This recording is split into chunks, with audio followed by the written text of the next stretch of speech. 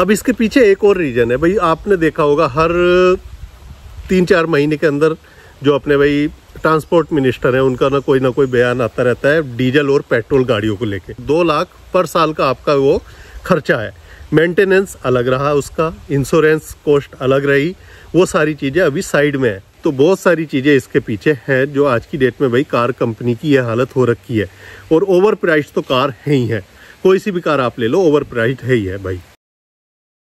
So good morning guys, welcome back to channel and hope करते हैं सभी बढ़िया होंगे भाई। तो आज का जो वीडियो है, आज के वीडियो में हम बात करने वाले हैं कि भाई आखिर 2024 में ऐसा क्या हुआ कि भाई गाड़ियाँ बहुत कम बिक रही हैं, मतलब लोग जो है इंटरेस्टेड नहीं है और गाड़ियाँ जो है स्टॉक पे खड़ी हुई हैं।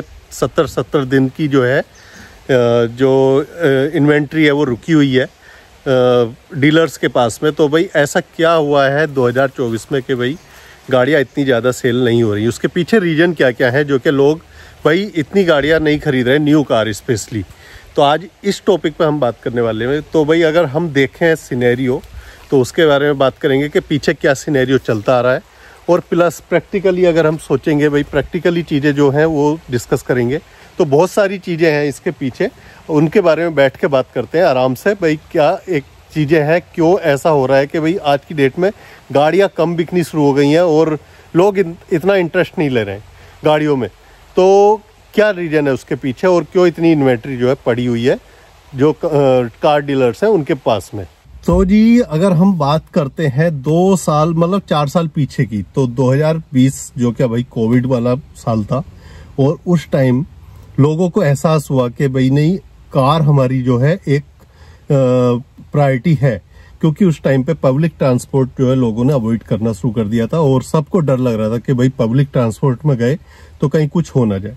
तो सब लोग उसे अवॉइड करना चाह रहे थे और उस टाइम पे वो एक ऐसा टाइम था, मैंने देखा है, जहां पे आपको सेकेंड हैंड कार तो भाई मिल ही नहीं रही थी। कार हो या बाइक हो, जो भी आप खरीदने जा रहे थे, या तो प्राइजेस बहुत हाई, और दूसरी बात भाई बड़ी ढूंढे से भी जो मिल नहीं रही थी। उस टाइम सेकेंड कार जो डीलर्स होते हैं, जो यूज्ड कार डीलर्स होते हैं या फिर यूज्ड बाइक डीलर्स होते हैं, उन्होंने बहुत मोटा पैसा उस टाइम पे कमाया है।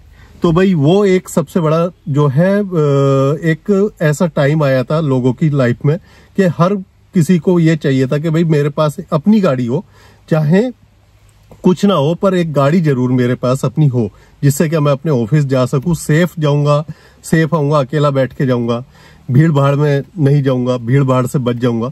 तो भाई वहां से जो है लोगों ने जो है थोड़ा सा ये माइंडसेट चेंज किया कि अब घर हो ना हो पर गाड़ी जरूर होनी चाहिए हमारे पास।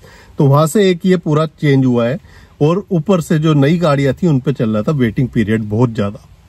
तो वेटिंग पीरियड चल रहा था तो भाई नई गाड़ियों के कुछ पार्ट्स नहीं आ रहे थे, सब मतलब उस टाइम क्राइसिस हुए पड़े थे, सब लोग परेशान थे। तो ऐसी भाई कार कंपनी वालों के साथ भी ये चीजें हो रही थी। उस टाइम जो न्यू कार डीलर्स हैं, जो कार डीलर्स हो गए, उन्होंने भी काफी फायदे उठाए भाई लोगों के कि भाई ठीक है, डिलीवरी जल्दी चाहिए तो इतने लाख ऊपर दे दो, या फिर ये चीजें लो या ये लो। उन्होंने खूब मतलब उस टाइम लूटा है अच्छा करके। यूज्ड कार डीलर ने तो लूटा ही लूटा है, न्यू कार डीलर्स जो है उन्होंने भी लूटा है। जो गाड़ी का एग्जैक्ट प्राइस था उस प्राइस से बहुत ऊपर गाड़ियां उस टाइम पे दी हैं, मतलब उसे वो एक तरह से ब्लैक में देना, मान लो ब्लैक में ही देना होगा। आज की डेट में भी ऐसा हो रहा है, और वो हो रहा है थार रोक्स पे 3-3 लाख प्रीमियम मांग रहे हैं गाड़ी देने के लिए, थार रोक्स देने के लिए। तो आज की डेट में भी वो ऐसा हो रहा है। और मैं सोचता हूं कि भाई जो उन गाड़ियों को ले रहे हैं 3-3 लाख ऊपर, अगर उन्हें वो गाड़ी 2 साल या 1 साल के बाद सेल करनी पड़ गई बाई चांस, तो वो 3 लाख तो कट ही हो गया। अब जो उसका एक्चुअल प्राइस है उससे कितना कट होगा वो आप खुद सोच लो, कितना उनका नुकसान हो रहा है। तो भाई मैं उस चीज को बिल्कुल मतलब समझदारी की बात बोलूंगा ही नहीं कि आप प्रीमियम दे रहे हो अलग से सिर्फ एक गाड़ी लेने के लिए कि भाई डिलीवरी मुझे जल्दी मिल जाए। ठीक है, कोविड के टाइम पे मजबूरी थी, आज की डेट में तो मजबूरी नहीं है। तो भाई कुछ चीजें ऐसी हुई हैं उस टाइम पे जो क्या भाई कार डीलर्स के भाव भी बढ़ गए, कार कंपनी के भाव भी बढ़ गए। और 2021 ऐसा था भाई, पीक पे आ गई थी सेल, बहुत ज्यादा सेल थी, वेटिंग पीरियड बहुत ज्यादा चल रहे थे 2021 में। और ऑलरेडी BS4 से BS6 पे हम अपडेट हुए थे, तो भाई उसका भी एक रीजन हुआ जिससे क्या जो है गाड़ियों के प्राइसेस बढ़े। तो एक तो ये रीजन हो गया सबसे बड़ा भाई के उस टाइम पर डिमांड जो बहुत ज्यादा हो गई थी, लोगों की प्रायोरिटी कार हो गई थी मेन जो उस टाइम पे थी 2020 और 21 में। अब 2022 आता है जैसे ही, तो मिड 2022 के बाद से जो है भाई कार की जो ओनरशिप है वो बढ़ने लगी। ओनरशिप का मतलब, बढ़ने का मतलब आपके जो एक्सपेंसेस बढ़ने लगे। अब कार लोन आप लेने जा रहे हो तो उस पर इंटरेस्ट रेट ज्यादा कर दिया। आप इंश्योरेंस करवा रहे हो उस पे भी भाई बढ़ा दिया, इंश्योरेंस पे भी। 2023 आते आते मतलब गाड़ी की ओनरशिप जो है वो काफी ऊपर हो चुकी थी। तो 2022 के मिड से कार लोन एकदम से जंप हुआ, बहुत ऊपर उसके जो है रेट पहुंचने लगे। इंटरेस्ट रेट जो पहले आप कम दे रहे थे वो एकदम आपको बढ़ा के देना पड़ रहा था उस टाइम पे। और इंश्योरेंस कॉस्ट भाई 22.6% जो है बढ़ गई थी आपकी। तो इंश्योरेंस जो है काफी महंगे आपको पड़ने शुरू हो गए उस टाइम से, 2022 के मिड से। और 2023 आते आते मतलब ये सब गाड़ियों में ऑलमोस्ट एप्लीकेबल हो गई चीज है। तो जी 2023 आते आते जो है आपकी कार की जो ओनरशिप थी वो आपकी काफी महंगी पड़ने लगी। मेंटेनेंस आपके हाई हो गए, कार पे रेट भी थोड़े थोड़े बढ़ाए, क्योंकि फिर BS6 जो है उसका सेकेंड फेस आया, उसमें फिर गाड़ी के प्राइस बढ़ गए, टैक्सेस बढ़ गए। सबसे बड़ी चीज आपकी कार पे जो टैक्सेस थे वो बढ़ने शुरू हो गए। और जी इंश्योरेंस कॉस्ट बढ़ गई, आपकी लोन पे आपका इंटरेस्ट बढ़ गया। तो भाई ओनरशिप जो है आपको महंगी पड़ने लगी 2023 आते आते।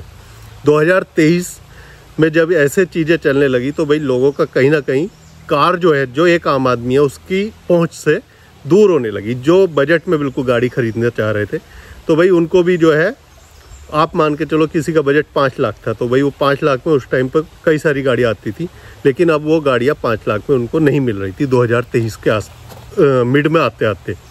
2023 के मिड से फिर भाई जो आपको फेस्टिवल सीजन है, जब से आपको डिस्काउंट मिलने शुरू हुए और तब से अभी तक डिस्काउंट मिल रहे हैं। ये अच्छी चीज़ है, गाड़ियों के प्राइजेस कम हुए, बहुत सारी चीज़ें हुई हैं उसके पीछे, लेकिन अभी भी जो है गाड़ियाँ उतनी सेल नहीं हो रही। अब इसके पीछे एक और रीज़न है भाई, आपने देखा होगा हर 3-4 महीने के अंदर जो अपने भाई ट्रांसपोर्ट मिनिस्टर हैं उनका ना कोई बयान आता रहता है डीजल और पेट्रोल गाड़ियों को लेके। ऑलरेडी दिल्ली के अंदर ये बैन हो चुकी थी, दिल्ली NCR के अंदर। तो भाई एक ना एक कहीं ना कहीं डर ये था लोगों के अंदर, आज भी है, जो कि भाई हमारी गाड़ी हम नई खरीद तो रहे हैं पेट्रोल या डीजल में, 15 साल चलेगी या 10 साल के बाद हमें स्क्रैप करानी है, और मैं गाड़ी खरीद रहा हूँ सीधी 20 लाख। एक मतलब अगर आप SUV पे जा रहे हो तो 20 लाख तक मैं खर्च कर रहा हूँ, मेरा वो 20 लाख रुपया 10 साल में ख़त्म। तो मतलब आपने डीजल गाड़ी खरीदी है तो 10 साल के अंदर आपका 20 लाख रुपया ख़त्म हो गया। ख़त्म मतलब फिर आपको उसे स्क्रैप कराओ, कुछ भी कराओ, पर वो गाड़ी आप जो है चला नहीं सकते दिल्ली NCR के अंदर। और एक ये और डर है कि भाई आने वाले टाइम में पता नहीं और कौन कौन से सिटी में ये रूल जो है लागू हो जाए। तो एक ये बड़ा रीज़न है जो भाई लोग ना डरते डरते गाड़ी ले रहे हैं। अब आप खुद समझ लो, अगर 20 लाख की गाड़ी 10 साल में आपकी ख़त्म हो रही है तो 2 लाख पर साल का आपका वो खर्चा है। मेंटेनेंस अलग रहा, उसका इंश्योरेंस कॉस्ट अलग रही, वो सारी चीज़ें अभी साइड में है। खाली ये तो भाई जो आपने खरीदी है और उसका पर साल आप 2 लाख रुपया दे रहे हो और वो गाड़ी आपकी ख़त्म। तो आप खुद सोच सकते हो भाई गाड़ी की कॉस्ट कितनी महंगी पड़ रही है आज की डेट में। एक आदमी को अगर 20 लाख की गाड़ी खरीद रहा है, ठीक है, छोटी गाड़ी खरीद रहा है तो वो थोड़ी सी और ज़्यादा चल जाएगी, मगर कॉस्ट उसकी भी कहीं ना कहीं आपको जो पड़ी रही है। अगर डीजल गाड़ी आपने मान लिया, मैं एक एग्जांपल बोल रहा हूँ, 10 लाख की खरीद ली, फिर भी 1 लाख रुपए आपको साल की पड़ी रही है ना।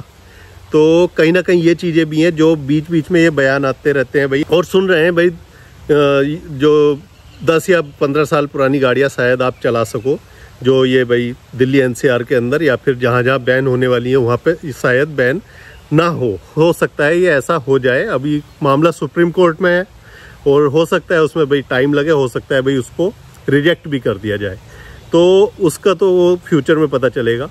फिलहाल जो फैक्ट है भाई ये है कि भाई डीजल और पेट्रोल गाड़ी खरीदते हुए लोग घबरा रहे हैं। तो लोग सोचते हैं कि यार मेरे पास पुरानी गाड़ी है, जब स्क्रैप ही करानी है तो पुरानी को कराएं, क्यों इसको कराएं। इतना हमारा जो आगे का व्यू है वो क्लियर हो जाएगा कि भाई 2027 आ गया या 2028 आ गया, उसके बाद में भाई क्लियर हो जाएगा कि होना क्या है एक्चुअल में। डीजल बिल्कुल बंद होना है या नहीं होना है, या फिर गाड़ियाँ चलेंगी। अच्छा, डीजल बंद होना है तो फिर डीजल की गाड़ियाँ बन क्यों रही हैं? पूरे धड़ल्ले से गाड़ियाँ बिक रही हैं, बन रही हैं, और कंपनी बना रही। महिंद्रा तो सारी बनाती ही डीजल है। उसकी सारी एसयूवी गाड़ियां मिलेंगी और एसयूवी में भी उसकी अब तो थार रॉक्स में वही 4x4 जो अगर आप लेने जाओगे तो डीजल में ही मिलेगा, पेट्रोल में मिलेगा नहीं। पेट्रोल इंजन भी ऐसे देती है बट ज़्यादातर उसके डीजल इंजन सेल होते हैं। तो फिर वो बन क्यों रही हैं? बहुत सारे रीज़न है इसके पीछे। तो जी ये कई सारे रीज़न है जिसकी वजह से जो आज की डेट में ना अगर गाड़ी आप खरीद रहे हो तो भाई बड़ा घबरा के खरीद रहे हो। ऊपर से वही मैन्युफैक्चरिंग डिफेक्ट्स बहुत ज़्यादा अभी आज की डेट में मिलने लगे हैं गाड़ियों के अंदर। कोई सी भी कंपनी पे आप चले जाओ, किसी में भी कौन सी गाड़ी में मैन्युफैक्चरिंग डिफेक्ट मिल जाए हमें पता नहीं है और उसके बाद हम परेशानी होते रहते हैं। आज की डेट में सबसे ज़्यादा केस आते हैं भाई महिंद्रा और टाटा मोटर्स के। जो किसी को अगर भाई उसकी मतलब ख़राब गाड़ी आपको मिल गई, वो बेचारा परेशान ही है, वो रो ही रहा है। तो वो भी रीज़न हो रहा है कि भाई कुछ कंपनी पे तो इसलिए लोग जाना पसंद नहीं कर रहे, केवल उनकी जो उनकी फॉल्टी गाड़ी आती है उनका कोई सॉल्यूशन होता ही नहीं है। तो भाई बहुत सारी चीज़ें ये हैं जिसकी वजह से आज की डेट में ना लोग बहुत घबरा के और तब जाके जो है पैसा इन्वेस्ट कर रहे हैं गाड़ी में। और बहुत से लोग जो समझदार हैं भाई वो जो है अपनी गाड़ी ले ही नहीं रहे, वो अपनी जो है पुरानी गाड़ी चला रहे हैं और जो वो पैसा बचा उसको इन्वेस्ट कर रहे हैं अपने बिजनेस में या कोई सी भी चीज़ में। बहुत से लोग गाड़ी में इन्वेस्ट कर लेते हैं, उसके बाद में फिर EMI भरनी, उसका कुछ उससे कमाई आपको होनी नहीं है, उसमें लगना ही है। तो भाई वो चीज़ें भी जो है डिसाइड हो जाती है, 1-2 साल में पता चल जाता है कि भाई हाँ क्या होने वाला है एक्चुअल में कार मार्केट का आने वाले टाइम में और क्या नहीं होने वाला है। तो बहुत सारी चीज़ें हैं। बहुत सारे लोग अपनी भाई पुरानी गाड़ी चला रहे हैं आज की डेट में कि भाई नई लेते नहीं, जब स्क्रैप ही होनी है तो पुरानी को ही करा लेंगे, क्या फ़ायदा, नई गाड़ी लेंगे फिर उसको 10 साल के बाद स्क्रैप कराएंगे और वो बीच में अपनी पुरानी गाड़ी ही रोटेट करते रहते हैं। कोई अच्छी सी गाड़ी देखी पुरानी तो जाके वो ले ली। तो बहुत सारी चीज़ें इसके पीछे हैं जो आज की डेट में भाई कार कंपनी की यह हालत हो रखी है। और ओवर प्राइस तो कार है ही है, कोई सी भी कार आप ले लो ओवर प्राइस है ही है भाई। तो जी ये कई सारी चीज़ें एक साथ हुई है जिससे क्या भाई आज की डेट में जो कार मार्केट का जो ये हाल हो रखा है इंडिया के अंदर 2024 में। एंड जी चलो उम्मीद करता हूँ वीडियो आपको अच्छा लगा होगा, इन्फॉर्मेटिव लगा होगा और कुछ ना कुछ समझ मिली होगी आपको भी कि भाई अभी पैसा इन्वेस्ट करना चाहिए नहीं करना चाहिए, रुकें या नहीं रुकें अभी गाड़ी लेने पे। तो आपको थोड़ा बहुत आइडिया इससे लगा होगा वीडियो से। एंड उम्मीद करता हूँ वीडियो अच्छा लगा हो तो लाइक और शेयर करके जाना, कमेंट करके भी बता देना, सब्सक्राइब भी कर लेना चैनल अगर अभी तक नहीं किया है। मिलते हैं अगले व्लॉग में, till then take care, bye bye जी।